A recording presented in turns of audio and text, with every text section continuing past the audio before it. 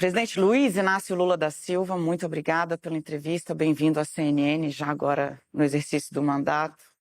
Muito bom falar com o senhor. O prazer é meu, Daniela. Vamos começar, presidente. O senhor viveu um hiato no poder. Deixou o Palácio do Planalto em 2010, mais de 80% de aprovação. Depois volta agora, votação recorde, 60 milhões de votos, mas numa eleição muito acirrada e num país muito dividido. O Brasil está muito diferente do Brasil que o senhor deixou. O senhor já percebeu que vai ser muito mais difícil governar agora? Olha, de um lado vai ser mais difícil porque nós vamos ter que recompor a civilidade nesse país. Nós vamos ter que tentar convencer a sociedade brasileira a voltar a ser uma sociedade alegre, fraterna, sabe, humanista, que é um pouco aquilo que o povo brasileiro é. E ver se a gente substitui o ódio pelo amor, a mentira pela verdade, o desemprego pelo emprego, o massacre econômico da sociedade por um desenvolvimento econômico que gere emprego. Esse é meu desafio. Eu tenho clareza que nós vamos ter dificuldade, mas é impressionante também que nós vamos ter facilidade. Eu vou te dar uma facilidade. Nós estamos, este ano, investindo em infraestrutura 22 bilhões de reais. Em 4 anos, outro governo só investiu 20 bilhões. Significa que, em um ano, nós estamos investindo mais em infraestrutura do que eles investiram em 4 anos. Porque, na verdade, foi um governo de muita mentira, de muita fake news, de muito pirotecnia, ou seja, um presidente que levantava de manhã, dava um show na internet e falava as bobagens dele, falava as mentiras dele, a imprensa passava a semana inteira perseguindo aquelas mentiras. Ou seja, nós agora queremos voltar à normalidade. A tranquilidade que o país sabe e o país quer. A gente quer trabalhar, a gente quer estudar, a gente quer ter uma casa, a gente quer viver bem, em casa e fora de casa. Essa é a minha tarefa e eu vou fazer isso e vou poder fazer com que a economia brasileira volte a crescer, porque somente com crescimento é que o povo vai viver bem. A gente vai falar de economia. Me marcou muito na campanha, que nas entrevistas o senhor sempre... As pessoas falavam muito de Lava Jato, legado da Lava Jato, e aí quando vinha a economia você falava, oba, ufa. Agora o mercado, toda vez que você vai falar de economia, fica, eita. Então a gente vai chegar lá rapidinho. Mas esse personagem que o senhor citou, o seu antecessor, o ex-presidente Jair Bolsonaro, disse ao Wall Street Journal essa semana passada, né, que volta para o Brasil agora em março, para liderar a oposição ao senhor. Eu queria entender como o senhor avalia esse movimento, em especial à luz dos atos do dia 8 de janeiro. Olha, veja, ele sabe que ele tem responsabilidade pelos atos do dia 8 de janeiro. Na minha cabeça, eu tenho noção de que ele estava tentando fazer aquilo no dia 1º de janeiro. Não fez porque tinha muita gente aqui e ele não ousou fazer aquilo. Ele pegou um momento em que estava toda a sociedade muito tranquila para ativar os seus milicianos para fazer aquela baderna que fizeram aqui. Eu acho que ele vai voltar, vai ser oposição, e eu acho que é importante que a gente tenha oposição, é importante que a gente possa continuar fazendo debate, mas é importante que a gente faça um debate verdadeiro, não um debate mentiroso. Que as informações que a sociedade receba sejam informações muito verdadeiras para que a sociedade possa melhor escolher. Você não tem noção, Daniela, você não tem noção. Se você for conversar com a equipe da Fazenda, você vai ver que entre desoneração, isenção e benefícios, sabe, dinheiro, eles gastaram quase 60 bilhões de dólares para tentar ganhar as eleições. Não foi pouca coisa o que aconteceu nesse país. A quantidade de dinheiro jogado para tentar ganhar as eleições. Então, isso é importante que a sociedade compreenda, porque o mercado não ficou irritado com isso. Eu não vi o mercado se queixar nenhuma vez da quantidade de coisa que ele respeitou do ponto de vista da responsabilidade fiscal e do ponto de vista do teto de gasto. Ou seja, se tem uma pessoa que respeitou toda a lógica da economia, foi ele.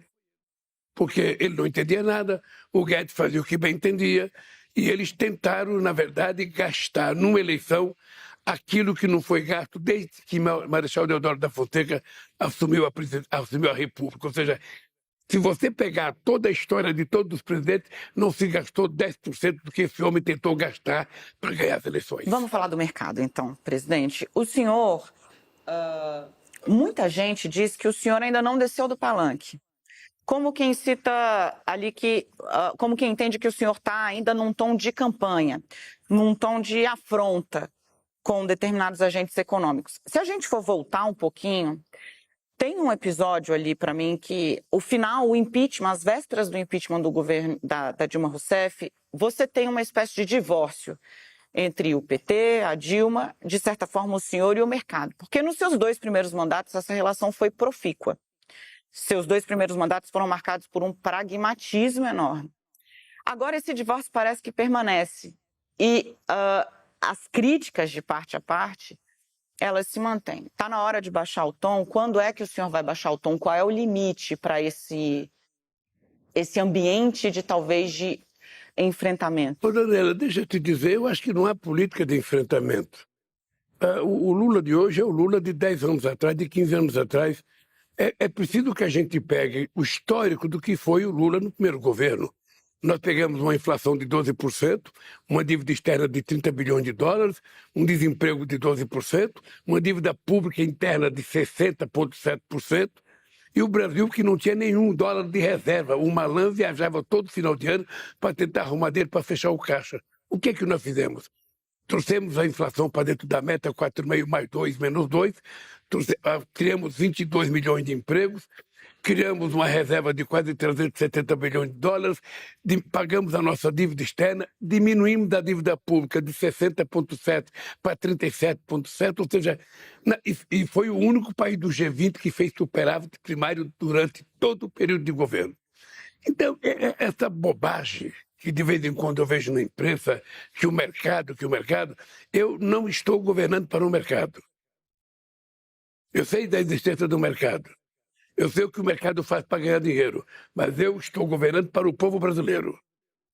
Eu estou governando para tentar recuperar o bem-estar social que o povo brasileiro alcançou no tempo que eu fui presidente. Eu quero mais emprego, eu quero mais salário, eu quero que as pessoas almocem, tomem café e jantem todo santo dia e que as pessoas vivam mais felizes. É isso que eu quero. Presidente, o seu compromisso com a agenda social, ele é inquestionável. Eu trato dessa forma.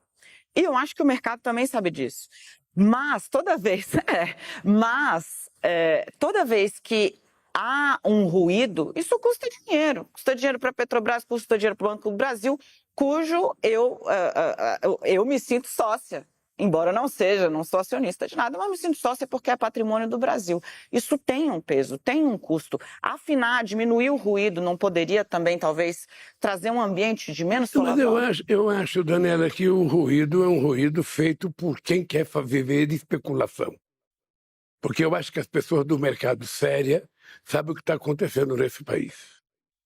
Veja, nós não podemos aceitar determinadas coisas que foram feitas nesse país em nome de quem? Você vendeu a BR para quê? O Brasil tinha uma Petrobras que era autossuficiente em petróleo, de repente você sabe que pensava ser exportador de derivado de petróleo, você está exportando óleo cru e comprando 25% da gasolina e 35% do óleo diesel. Para que isso?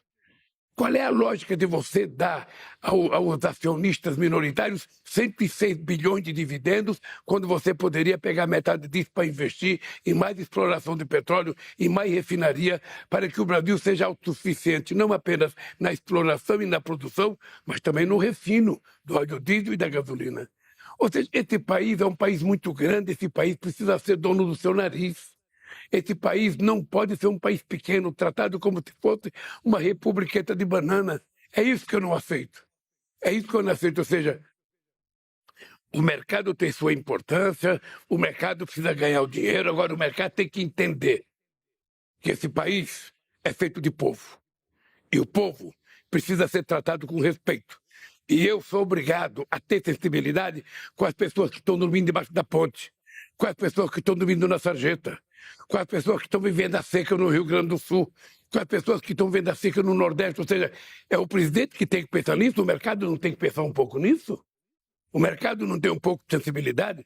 Não o mercado, mas os homens e as mulheres que participam do mercado.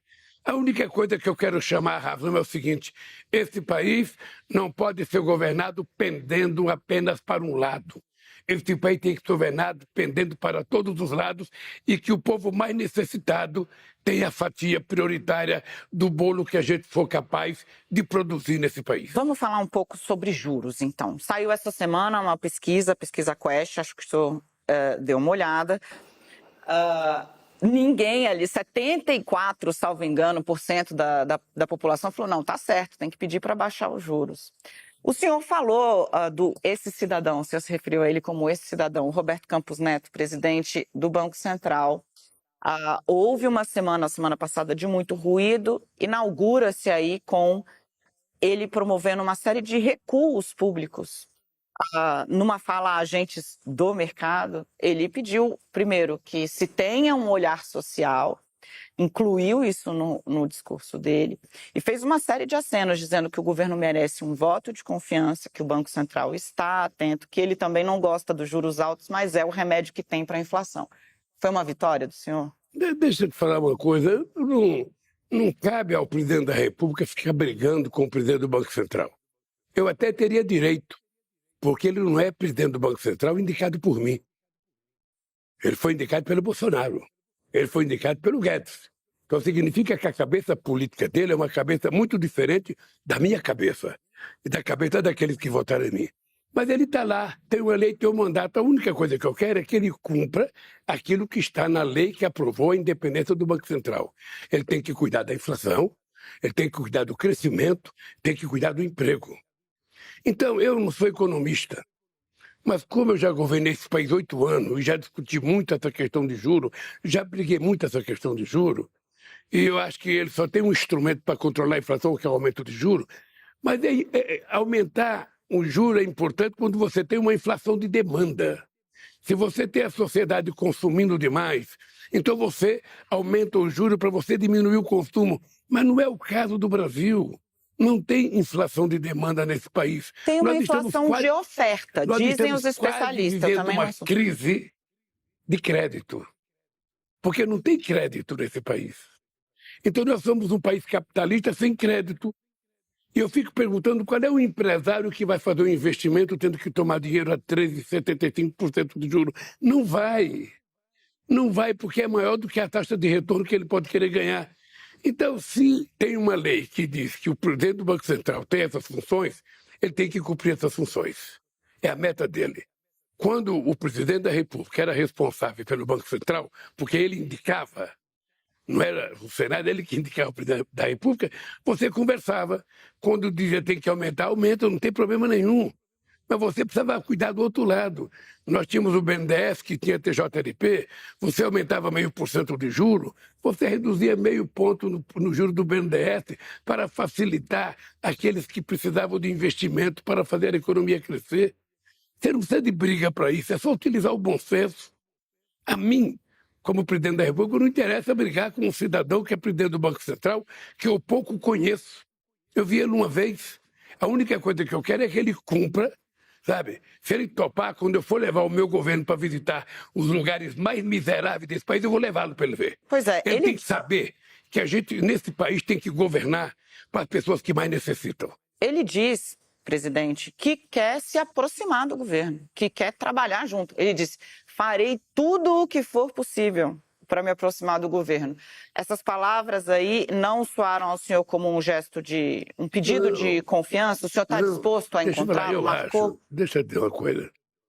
Eu acho que o Haddad tem toda a disposição de conversar com o presidente do Banco Central, já conversou várias vezes e vai continuar conversando. Se for necessário o presidente da República conversar com o presidente do Banco Central sobre alguma coisa de interesse do Brasil, eu também não tenho nenhum problema de conversar com quem quer que seja. Ora, mas se eu não posso conversar com ele sobre a taxa de juros, se eu não posso influir para reduzir a taxa de juros, se eu não posso conversar com ele sobre o emprego, então o que eu vou conversar? Então é importante que ele converse com o Fernando Haddad todo dia, toda hora, todo mês, todo ano, e que ele apenas cumpra a meta de inflação, sabe? E que ele, portanto, tenha noção de que a meta de inflação ela não pode ser razão pela qual você é obrigado a aumentar a taxa de juros.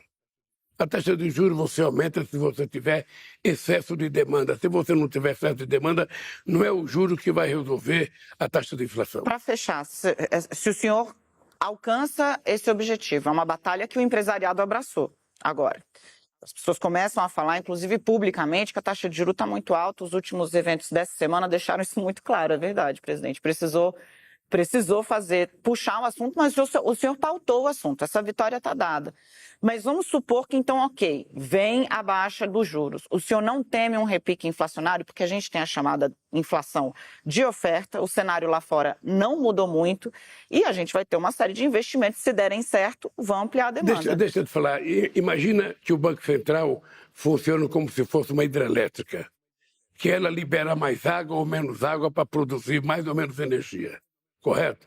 Se você atinge a meta e por conta do juro mais baixo a inflação começa a crescer, você tem vários instrumentos para você controlar a inflação. Um deles é o aumento de juro. Aí você pode justificar. O que não está acontecendo nesse momento. A gente não pode ter memória curta. A gente. Deixa eu lhe falar, esse país teve um empresário chamado Antônio Hermílio de Moraes, que era o empresário brasileiro mais importante, mais famoso. Ele vivia de manhã, de tarde e de noite questionando a questão de juros nesse país. A gente não pode esquecer que eu tinha um vice chamado José Alencar, que todo santo dia o José Alencar questionava o juro, porque ele enxergava o juro pela visão dele empresarial, que precisava tomar emprestado o dinheiro para aumentar a sua empresa, para aumentar a produção, e ele achava impossível. O senhor queria mais empenho do Alckmin, da Tebet, do próprio Haddad nesse tema? Eu acho que eles têm que fazer aquilo que é a função deles. Acho que o Conselho Monetário, sabe, que é ele, e mais o Haddad, e mais a Simone, ou seja, eles discutem. Agora, o que eles não podem é achar que do jeito que está, a coisa está boa, porque não está boa. Não está boa. Esse país precisa voltar a gerar muitos empregos, as pessoas precisam ganhar um pouco para voltar a consumir, para a roda gigante da economia começar a funcionar e a gente então poder ver esse país um pouco mais humanizado, mais feliz, porque a miséria está muito grande. Ou seja, nós tínhamos acabado com a fome em 2012 e agora temos 33 milhões de pessoas passando fome nesse país. Num país que é o terceiro produtor de alimento do mundo, é o primeiro produtor de proteína animal do mundo. Qual é a lógica? Então, o que nós queremos, na verdade, Daniela, eu estou com 45 dias de governo. Eu posso te dizer, olhando na Câmara, de que nós vamos consertar esse país. Nós vamos consertar esse país fazendo com que... Eu não me preocupo com a autonomia do Banco Central. Só me diz sim ou não. O senhor pode rever ela após o final do mandato do Campos Neto? Deixa eu te falar uma coisa. Vamos ver qual é a utilidade que a independência do Banco Central teve para esse país. Olha, se a independência do Banco Central trouxe para o país uma coisa extraordinariamente positiva, não tem problema nenhum dele ser independente. Não tem. Ele não é independente, ele é autônomo, mas não é independente. Tá? Porque ele tem compromisso com a sociedade brasileira, tem compromisso com o Congresso Nacional e compromisso com o presidente da República. Então, isso nunca foi para mim uma coisa de princípio. Sabe, o que eu quero saber é o resultado. O resultado vai ser melhor? Um banco central autônomo vai ser melhor? Vai melhorar a economia? Ótimo. Mas se não melhorar, nós temos que mudar. Presidente, a gente pode voltar em economia se o senhor quiser daqui a pouco, mas eu quero passear em outros temas. Quero falar de relação com os outros poderes. O Supremo Tribunal Federal, em especial, viveu 4 anos de muito ataque, né? Mas algumas das decisões da Lava Jato e alguns reveses importantes ao senhor, eu lembro muito quando o senhor perdeu seu irmão e o senhor não pôde velá-lo. Essa foi uma decisão do ministro Dias Toffoli. Eu lembro das diversas vezes em que ministros como Luiz Roberto Barroso, Luiz Fux fizeram falas veementes em defesa da Lava Jato, inclusive muitas vezes retardando a análise de recursos ou retardando a análise de ações que poderiam beneficiá-lo. Todos esses ministros foram indicados pelo PT. eu poderia falar de outros, ou do ministro Luiz Edson Fachin, que foi o relator da Lava Jato e que até ali o último momento tentou defender a operação. Todos esses ministros foram indicados pelo PT. O senhor acha que o PT errou? Que métrica o senhor vai usar para indicar o próximo? Porque tem uma indicação para maio. Eu queria tanto sair daqui com esse nome. Ô, Daniela, deixa eu te dizer uma coisa. Quando você indica um ministro da Suprema Corte, no meu caso, eu não indiquei o ministro para fazer política para mim, para me fazer favor. Eu indiquei as pessoas que eu achava que poderia prestar um grande serviço na defesa da Constituição brasileira, porque o Poder Judiciário é muito importante, e que ele cumprisse aquilo que está na Constituição. Eu nunca pedi favor. Até hoje, eu nunca pedi favor para nenhum dos ministros que eu indiquei e não vou pedir. O que eu lamento profundamente, Danilo, o que eu lamento profundamente é que um cidadão e uma tal de força-tarefa conseguiram durante anos enganar a imprensa, enganar o Poder Judiciário, enganar a sociedade brasileira, porque foi a maior mentira contada. Eu estou dizendo do meu caso, sabe? Então todo mundo foi pego na mentira e todo mundo começou a divulgar como verdade e tal.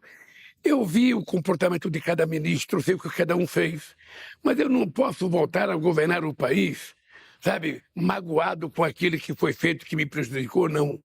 Eu tenho que deixar aquilo no canto e eu tenho que governar. O que importa para mim é como é que eu vou deixar esse país quando eu deixar a presidenta em 2026. O meu compromisso com o povo é esse. Ou seja, como se eu estivesse plantando uma planta que eu queria colher os frutos e eu quero que esse povo colha os frutos, sabe, até dezembro de 2026. É para isso. Então, os caras que votaram em mim, os caras que me condenaram, quem não me deixou ser candidato, não tem problema. A justiça divina o julgará. Mas Eu estou tranquilo porque eu consegui, na política, não foi num processo criminal, não, provar que se tem alguém culpado foi quem me condenou.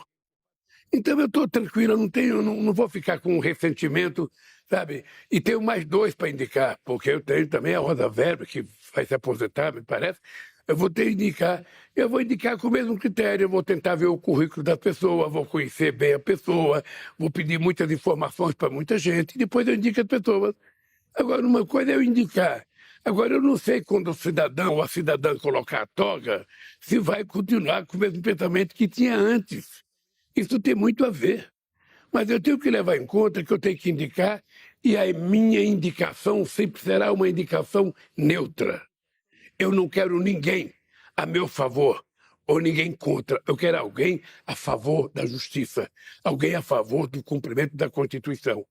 Por isso é que eu dizia que o Brasil iria voltar à normalidade, porque o Poder Judiciário tem que cumprir com a sua função, o Legislativo cumprir a sua função, o Executivo. Se cada um ficar no seu lugar, está tudo resolvido e o Brasil vai voltar a viver em paz. Eu não vou ficar exumando a Lava Jato, os achados, o apartamento, a visita, a geladeira, a reforma, não. Mas eu quero pensar um pouco, o senhor falou do Moro, depois quero saber como o senhor... Eu não citei o nome do Moro. Não, aqui. eu estou citando.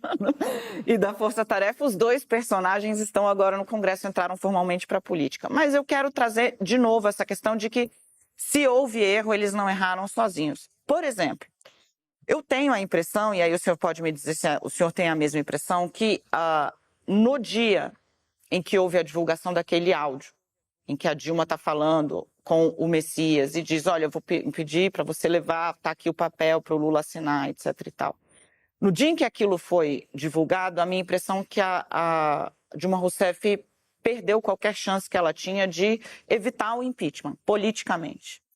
Porque isso culmina com a sua não chegada na Casa Civil por uma decisão do ministro Gilmar Mendes. O senhor acha que essa decisão mudou o curso desse processo? Olha, alguns acreditam que mudou. Eu, na verdade, acho que o governo tinha entrado numa situação tão delicada que era impossível voltar. E eu dizia para Dilma naquela época que não era possível ter dois presidentes dentro do Palácio do Planalto. Aquilo foi feito para um presidente, não foi feito para dois. Por isso é que eu tinha recusado veementemente a não participar do governo, sobretudo na Casa Civil, porque eu acho que a gente iria atrapalhar. Eu dizia para Dilma, eu fico imaginando como é que você vai me dar uma bronca sentado na mesa, você presidenta e eu ministro. Então não vai dar certo. Mas ela insistiu, eu tomei a decisão de aceitar, depois de uma conversa com o Nelson Barbosa, que ia se mudar a política econômica. Sabe? E quando eu fui para o aeroporto, ela mandou o papel para eu assinar. Tá? Que isso foi gravado, foi um crime a gravação dessa coisa, a publicação foi mais um crime, mas isso já passou também. Isso já passou também, isso já faz parte da história. Sabe, os historiadores vão escrever muita coisa a respeito disso. O que eu preciso, Daniela, é ter muita tranquilidade, muita. Você não sabe o esforço que eu faço para ter tranquilidade, para tentar consertar esse país. Você não tem noção como é que esse país foi encontrado. O Alckmin tem divulgado em alguns lugares a situação que nós encontramos no país.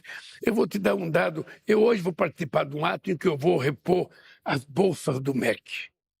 Sabe, para CNPq, CAPES e Bolsa do MEC. Ou seja, nós vamos colocar 2 bilhões e 400 para financiar bolsas que muitas estavam sem ter pagas, muitas a partir de 2013 e algumas a partir de 2010. Então, nós vamos reestruturar para garantir à universidade brasileira, ao cientista brasileiro, aos estudantes brasileiros, o mínimo direito de dignidade que esse país tinha perdido. Você vai que ontem eu fui inaugurar o Minha Casa Minha Vida, nós temos 186 mil casas abandonadas.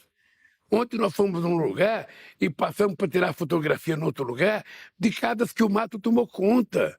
Num país que tem um déficit habitacional. Então significa que esse país não foi governado. E aí entra a questão pessoal, sabe, da Lava Jato, que a história vai contar. Sabe, quem delatou que roubou foi preso. Agora, o que eu acho é que teve uma enganação da sociedade brasileira como jamais eu tinha visto no Brasil. Eu nem condeno a imprensa. Eu nem condeno a imprensa porque houve um acordo antes de começar o processo com a imprensa. Houve um acordo. Eles tinham em cada jornal uma redação, um responsável. Sabe? Então, quando a matéria chegava, divulgava como se aquilo fosse verdade, sem nenhum questionamento. Sabe? Então, por isso é que eu resolvi brigar politicamente. Eu digo sempre o seguinte, se eu tivesse contratado um advogado bom, extraordinário criminalista, possivelmente eu não tivesse tido o sucesso que eu tive. Tá? Porque as decisões da briga minhas, nenhuma foi jurídica, todas foram políticas. Como é que o senhor se sente vendo eles dois agora no palco da política? O Deltan eleito para a Câmara, o Moro eleito senador. Vamos ver como é que eles vão ser na política. Eles têm um mandato de 4 anos para cumprir, vamos ver como é que eles vão ser na política. Presidente, vamos voltar a falar de economia. Eu quero arrancar alguma notícia aqui do senhor que não esteja no seu Twitter. A volta do pagamento das bolsas é maravilhosa notícia. Aliás, a ciência foi penalizada, claramente, né? O resultado da Covid nos mostra isso, né? 700 mil pessoas mortas. Mas salário mínimo, 1.320, 1.322, começa a valer Deixa quando? eu te falar uma coisa.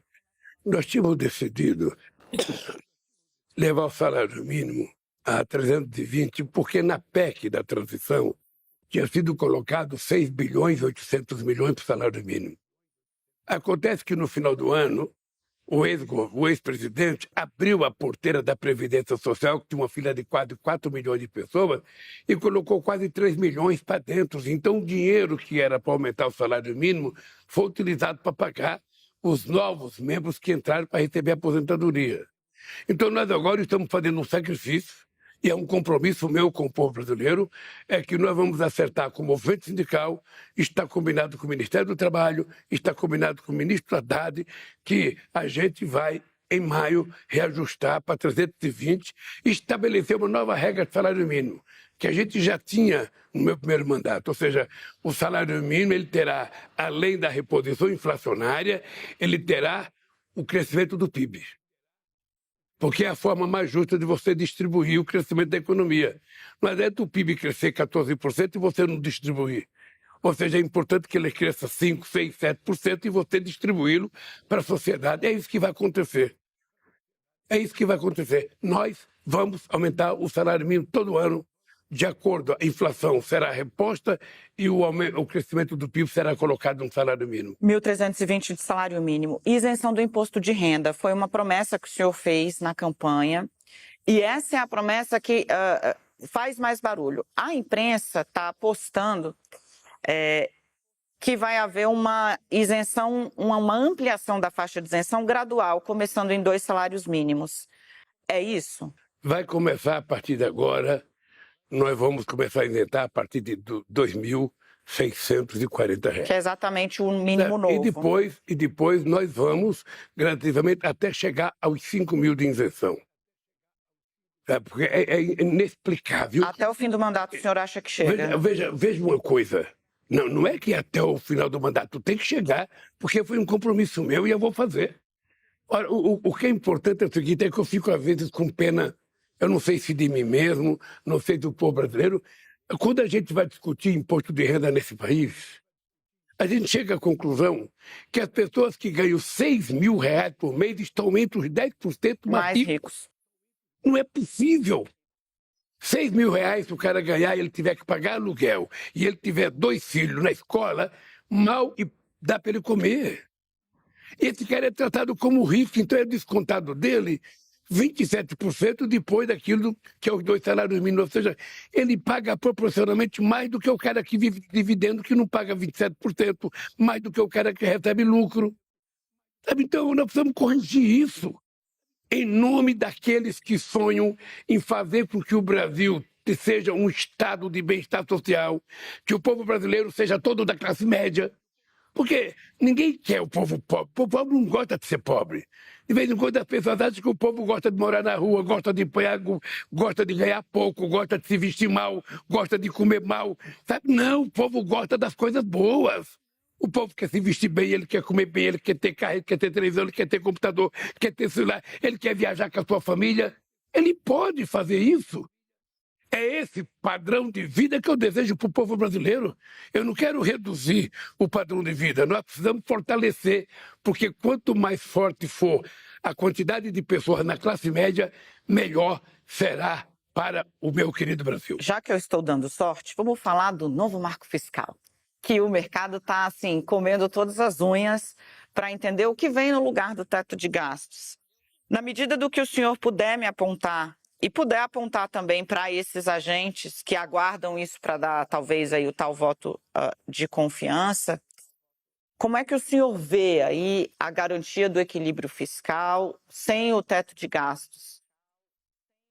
Daniela, eu às vezes me incomoda essa história de teto fiscal, porque é o seguinte, eu tive 8 anos na presidência da República, nenhum presidente da República cuidou da questão fiscal como eu cuidei. Além de cuidar da questão fiscal, além de fazer superávit primário, cheguei a fazer superávit de 4,25. No G20, só o Brasil fez superávit todo ano. Além disso, nós deixamos uma reserva de 370 bilhões de reais, que foi o maior colchão de segurança que esse país já teve. Então, veja, eu tenho consciência no meu aprendizado com a dona Lindu, que é minha mãe analfabeta, que me ensinou que a gente não pode gastar mais do que a gente ganha. A gente só pode gastar mais do que a gente ganha se a gente fizer uma dívida para fazer um investimento que possa ser lucrativo, ou um investimento que traga algum benefício para a sociedade. Isso eu não aprendi na universidade, não. Aprendi com a minha mãe. De que a gente só pode gastar aquilo que a gente tem.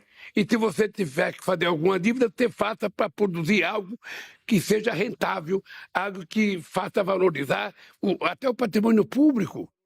É isso que nós vamos tratar com muita responsabilidade, porque eu não quero enfiar o Brasil numa dívida impagável. Tem uma fórmula em mente?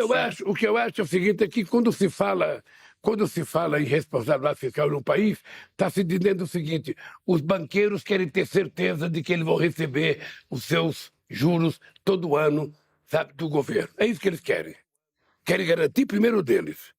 E eu acho que eles deveriam ter um pouco de bom senso e garantir primeiro do povo que está passando fome na rua, do povo que está dormindo debaixo de ponte. Sabe, então, eu estou falando dessas coisas aqui, Daniela, quando isso aqui sabe, estiver na televisão, a bolsa vai cair, o dólar vai subir, sabe? Esse mercado é muito frágil. Precisa ter um pouco mais de seriedade, sabe? Eu, se fizesse o discurso que o Biden fez a semana passada no Congresso Nacional, eu seria chamado de comunista. Eu seria chamado de terrorista. Porque esse mercado está muito conservador, é preciso, sabe, gostar de ganhar dinheiro, mas é preciso ter um pouco de sensibilidade social. É preciso saber que esse país precisa melhorar de vida e que o povo brasileiro quer comer bem, quer morar bem, quer se vestir bem, quer passear, quer ter férias. Não pense só em vocês, pense no restante do povo brasileiro, que é muita gente, são milhões de pessoas passando necessidade. Presidente, o senhor tem um desafio adicional, que é a relação com o Congresso.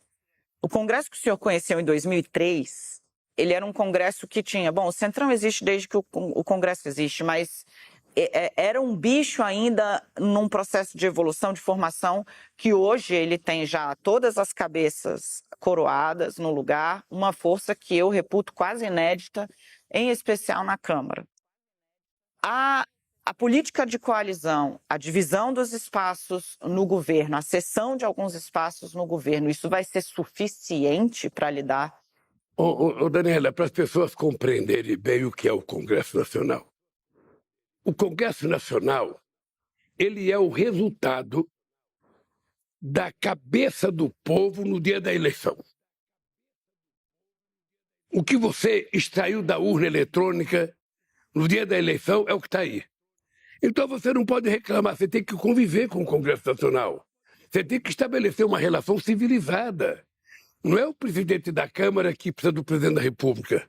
Não é o presidente do Senado que precisa do presidente. Os três precisam estar juntos tentando fazer com que se aprove as coisas que são boas para a sociedade brasileira. Eu não terei nenhum problema de eu conversar com Arthur Lira. Não terei nenhum problema de eu conversar com o Rodrigo Pacheco. Não terei nenhum problema em conversar com qualquer partido político para aprovar as coisas que podem melhorar a vida do povo brasileiro. Eu não mandarei para o Congresso Nacional nenhum projeto de interesse pessoal. Todos os projetos serão de interesse da sociedade e eu quero discutir com eles. E ninguém é obrigado a aceitar ipsilitras daquilo que o governo mandar. O Congresso tem autonomia, sabe, legitimidade para mudar alguma coisa que eu mande. O orçamento secreto, presidente, o senhor sabe muito melhor do que eu, ele mudou meio que as balizas de como se faz política aqui em Brasília. Foi muito dinheiro na mão dos parlamentares. Foi um período pobre, na minha opinião, da política brasileira. É possível você construir, sabe, a governabilidade sem precisar ter orçamento secreto. É possível. Sabe, eu vou tentar. Eu tenho 4 anos para tentar isso. Veja, eu já tive 3 encontros com o presidente Lira, já tive 3 encontros com o Pacheco, eu já tive encontro com todos os líderes do partido da base, e eu vou fazer quantas conversas for necessárias, porque é preciso a gente restabelecer a harmonia entre os poderes no Brasil. A gente não tem que estar rivalizando. Eu não posso ficar xingando o presidente da Câmara, nem ele pode ficar me xingando. Eu não posso ficar xingando o presidente do Senado, nem ele me xingando. E eu não posso ficar brigando com a Suprema Corte. Então, quando eu digo nós vamos voltar à normalidade, é porque nós estamos voltando à normalidade. Você veja uma coisa, nós estamos viajando para dar ordem de serviço a obras que ainda eram do meu governo em 2009, 2008, 2010. As coisas que ficaram paralisadas. Sabe, as coisas que se mentiu o tempo inteiro nesse país, se contou muita mentira, muito fake news e se deixou de governar o Brasil. Então nós vamos tentar colocar o Brasil, sabe, no trilho, governando e fazendo as coisas que têm que ser feitas. Nós vamos voltar a investir em universidade, nós vamos voltar a investir no FIES, investir no ProUni, investir, sabe, no Bolsa Família, investir na geração de emprego, investir em obra de infraestrutura. Tudo isso é o que vai levar em conta a gente dar um certo olhar positivo para o povo que quer investir. Vou viajar muito para o exterior, vou para a China, agora no mês de março, fui aos Estados Unidos, tudo isso conversando sobre a necessidade das pessoas olharem o país como um país grande, como um país importante para a economia e como um país que quer ser protagonista internacional, sobretudo agora que a questão do clima ganhou um peso muito grande, o Brasil precisa se comportar com muita altivez. O meu tempo está acabando, mas eu não posso sair daqui sem falar de internacional e fazer mais 3 perguntinhas para o senhor. Então, vou pedir a sua ajuda, presidente.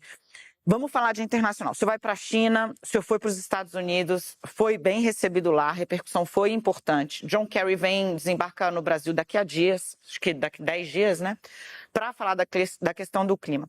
Lá fora, o senhor se colocou, olha, o senhor disse para Cristiane Amanpour, na entrevista à CNN americana, o senhor disse, olha, me pediram munição para a guerra. E eu falei, eu não vou dar a munição, porque se eu der a munição, eu vou entrar na guerra. O senhor está meio que na contramão do que está fazendo o Ocidente na Europa e do próprio Estados Unidos. Muita gente aqui, diante disso, no Brasil, analistas de internacional, dizem, olha, o Lula está superestimando a capacidade do Brasil de influenciar conflitos como Rússia e Ucrânia ou China e Estados Unidos. A esses, o que é que o senhor diz? Eu disse a eles, eu disse ao chanceler alemão, eu disse ao presidente Macron e disse ao presidente Biden e vou dizer ao presidente Xi Jinping. Nós precisamos criar um grupo de países que estejam com a disposição de discutir a paz. Porque a guerra ela já foi feita de forma precipitada, foi um equívoco, um erro histórico, a Rússia invadir, sabe, o território da Ucrânia. Mas a guerra está aí e agora precisa ter alguém para dizer, gente, vamos parar, vamos conversar, vamos ver o que, é que a gente pode acertar. E não tem ninguém fazendo isso. Então, se eu vendo as munições para o canhão que a Alemanha vai dar para a Ucrânia, significa que o Brasil está entrando na guerra e eu não quero entrar na guerra. Eu quero acabar com essa guerra. Por isso que eu propus a gente criar um grupo de países. Pode ser Brasil, pode ser China, pode ser Índia, pode ser Indonésia, pode ser outros países que não estão envolvidos na guerra, para que a gente converse tanto com Putin como com Zelensky, para fazer o seguinte, olha, vamos parar com a guerra, sentar na mesa e vamos ver o que vai sobrar, tanto para a Rússia quanto para a Ucrânia. E essa é a minha posição, eu acho que é a posição mais concreta e mais sólida. Muito mais concreta, porque eu acho que nós temos que ter gente com disposição de negociar. E não tem, a China não está se metendo nessa discussão, os Estados Unidos estão fornecendo arma para a Ucrânia, a Europa está fornecendo arma para a Ucrânia, ou seja, e a Europa, que sempre foi o caminho do meio, a Europa que sempre foi aquela parte do mundo que encontrava a solução para tudo, está envolvida indiretamente na guerra. Então, o que eu quero é encontrar uma solução de paz. E vou tentar encontrar. Eu vou para a China, um dos assuntos é conversar com o presidente Xi Jinping como é que a gente pode participar para acabar com essa guerra. Presidente, vamos falar de corrupção, mas jogando para frente. O senhor fez uma reunião ministerial, salvo engano, a primeira grande reunião ministerial foi transmitida. E ali o senhor falou, olha, eu não tenho um compromisso com erro, quem errar, está fora. A gente viu, por exemplo, registros na imprensa da ministra do Turismo com pessoas ligadas à milícia no Rio de Janeiro. Eu não quero personalizar nela, pedir para o senhor dizer o que vai... Eu quero que o senhor me diga qual é a linha de corte do Lula. É uma denúncia no Ministério Público? É um processo transitado em julgado? É uma suspeita fundamentada? Qual é a linha de corte do presidente Lula no terceiro mandato? Então, deixa eu dizer uma coisa. Para mim, todos, sem distinção, terão direito à presunção de inocência. Então, na hora que houver uma denúncia, nós vamos ver internamente, através da CGU, a investigação para saber se tem procedência a denúncia. Se tiver procedência a denúncia, o ministro será afastado. Se não tiver procedência a denúncia, segundo a CGU, a gente vai dizer que não tem procedência a denúncia. Sabe? Esse é o melhor jeito de você governar esse país. E eu estou convencido que vai dar certo. Estou convencido porque eu vi as acusações contra a Daniela, porque ela aparecia num caminhão lá com um cara que era miliciano. Eu, sinceramente, se for levar em conta pessoas que estão em fotografia ao lado de pessoas, sabe, outras, a gente não vai conversar com ninguém, porque eu sou o cara que mais tira fotografia no mundo. Sabe? Então, se for pegar a fotografia do Lula com gente que virou meu inimigo, eu estou, sinceramente, lascado pro resto da vida. Então, nós vamos julgar direitinho, nós não vamos ter pressa, já há muita experiência, Sabe, quando saiu a denúncia do ministro Juscelino, eu liguei para Padilha e falei, Padilha, eu quero que você converse com o Juscelino, eu estava nos Estados Unidos, eu quero que você ouça a explicação dele, porque ele tem que se explicar corretamente por meio de comunicação. Sabe? E vai ser assim que vai acontecer todas as denúncias. Se a pessoa tiver culpa, a pessoa simplesmente sairá do governo. Presidente, eu quero falar sobre os militares. Dia 8 de janeiro, o senhor já fez muitas observações e traçou ali seu entendimento sobre o que aconteceu e tomou providência. Trocou o comandante do Exército, mudou o arcabouço, o guarda-chuva de órgãos de inteligência. Essas mudanças restabeleceram a confiança do senhor nessas forças? Olha, é um processo que não é um processo rápido. Sabe, eu quando governei o Brasil, sabe, em 2003 até 2010, a gente tratava o Exército e as Forças Armadas como uma coisa, o Exército de Caxias, a gente falava. O Bolsonaro, ele conseguiu, como se fosse um vírus, sabe? Ele conseguiu, eu diria, uma façanha de tornar o Congresso, uma parte das Forças Armadas bolsonarista, sabe? Desrespeitando tudo, negando tudo, não obedecendo nada. Quando eu troquei o comandante do segundo exército, o general Tomás disse o seguinte: olha, presidente, tem muita gente politizada nas Forças Armadas e uma das minhas funções é contribuir para despolitizar as Forças Armadas. As Forças Armadas têm uma obrigação constitucional, é com base naquilo que ela tem que ter o seu procedimento. E por isso eu estou confiante que ele vai conseguir, sabe, com que a gente volte à normalidade. As Forças Armadas voltam à normalidade. Quem quiser fazer política, peça aposentadoria e vai fazer política. Mas quem quiser continuar nas Forças Armadas vai ter que se comportar, sabe, no cumprimento estrito da Constituição brasileira. Ou seja, é um processo em andamento. Eu estou confiante que tudo vai terminar bem. Presidente, o senhor foi ao aniversário de 43 anos do PT. Há um processo, agora, com a volta do Lula ao Planalto, a Brasília, a política como presidente da República, uma espécie de reabilitação de alguns personagens do PT. Por exemplo, a Dilma Rousseff. Foi muito bem tratada nas posses de ministros, foi muito bem tratada na sua posse e tem aí uma... Eu não sei se o senhor já bateu o martelo publicamente, mas que ela vai presidir o BRICS. Olha, se depender de mim, ela vai. Se depender... Deixa eu te falar uma coisa, Daniela. A Dilma é uma figura extraordinária. Eu, possivelmente, se eu não tivesse sido presidente e eu tivesse sido ministro político da Dilma, não tivesse acontecido o que aconteceu. Porque acho que faltou um pouco de conversa, um pouco de paciência. Mas a Dilma é uma mulher extraordinária, uma pessoa digna, de muito respeito. E o PT adora ela. Ela, junto à militância do PT, ela é muito querida. E ela tem uma coisa que ela é muito competente tecnicamente. Então, se ela for presidente do Banco dos BRICS, será uma coisa maravilhosa para os BRICS, sabe? Será uma coisa maravilhosa para o Brasil. E José Dirceu, presidente, que o senhor fez questão de agradecê-lo no... É uma trajetória imensa, acho que tem uma relação que é pessoal, fora da política, mas também está dentro desse processo de reabilitação. Eu não fiz questão de agradecer, eu apenas fiz questão de dizer que o José Dirceu estava ali presente e ali também é o lugar dele. Ninguém pode ser penalizado a vida inteira. Ninguém pode ser, na política, ser criminalizado de forma perpétua. O Zé Dirceu é um agente político, é um militante político da maior qualidade, sabe? E ele está voltando a participar. Eu falei do Zé Dirceu porque, casualmente, eu vi o Zé Dirceu lá, sentado até meio escondidinho lá. Eu acho que não tem que andar escondido, sabe? Tem que colocar a cara para fora e brigar. A gente tem que brigar para construir outra narrativa na sociedade brasileira. Nenhum partido foi mais massacrado do que o PT. Você, como jornalista, Daniela, sabe que o PT passou nesses últimos 10 anos. Você sabe o que aconteceu comigo. Eu tive 13 horas de Jornal Nacional contra mim em 9 meses. Eu tive 59 capas de jornais contra mim. Eu tive 680 primeiras páginas de jornais contra mim. E eu estou aqui.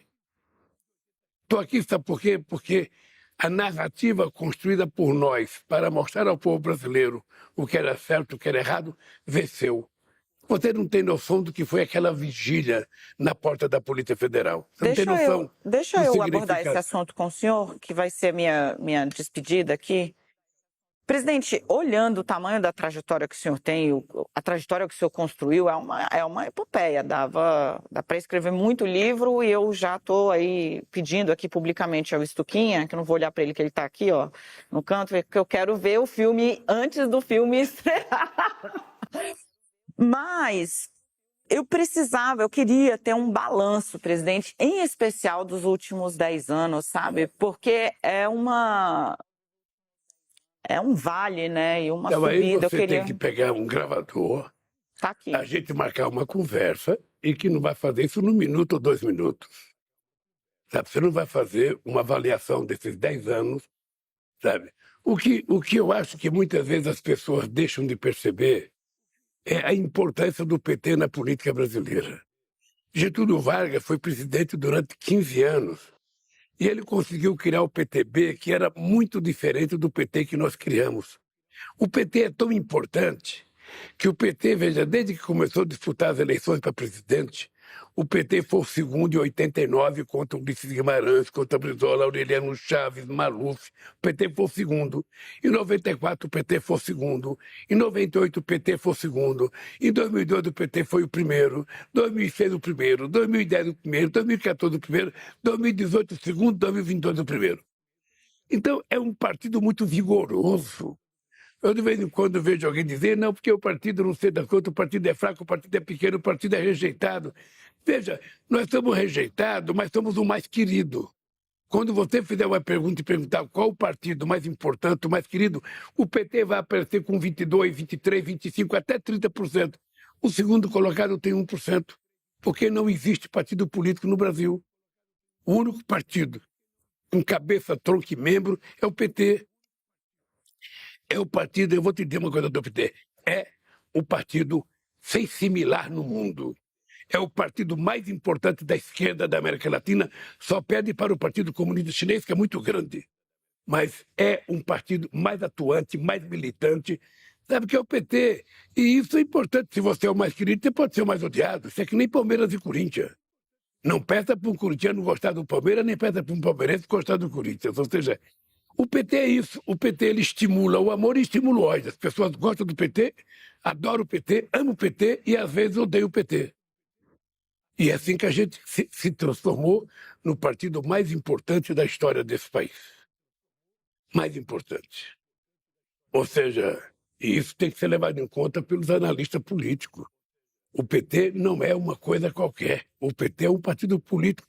O restante são cooperativas de deputados que se juntam em época de eleição. Sabe, tem muitos partidos que não têm sequer registro definitivo. O presidente de um partido pode ser presidente em todos os estados. A direção, se discordar, sabe, de um diretório, ela intervém. No PT não é assim, não. No PT, um diretório discorda da direção. E muitas vezes não obedece à direção.